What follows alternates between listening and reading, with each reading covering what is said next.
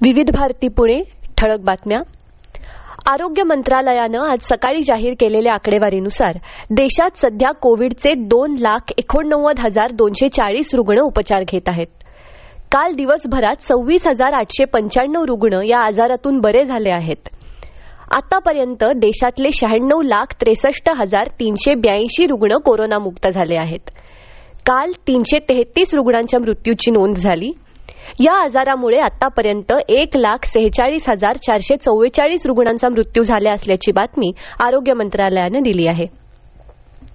भारत आणि बांगलादेश या दोन देशांमधला व्यापार कोणत्याही अडथळ्यांविना चालू राहावा यासाठी पूर्ण सहकार्य करण्याचं आश्वासन केंद्रीय वाणिज्य आणि उद्योग मंत्री पियुष गोयल यांनी बांगलादेशला दिलं.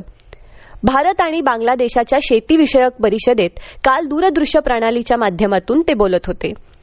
यावेळी त्यांनी सांगितलं की भारताने शेतीसह अनेक प्रकारच्या बांगलादेशी मालाला अतिरिक्त शुल्काविना भारतीय बाजारांमध्ये प्रवेश दिला आहे. अमेरिकेने सिरियाची केंद्रीय बँक, एका वरिष्ठ अधिकाऱ्यासह 7 सिरियन नागरिक आणि 9 सिरियन अधिकाऱ्यांची नावं त्यांच्या अतिमहत्वाच्या काळ्या यादीत समाविष्ट केली आहेत.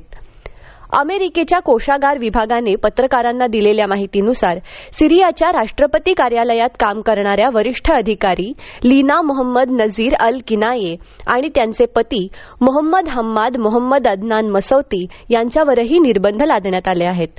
सोबतच या दोघांशी संबंधित असलेल्या 4 कंपन्यांवरही निर्बंध घातले आहेत.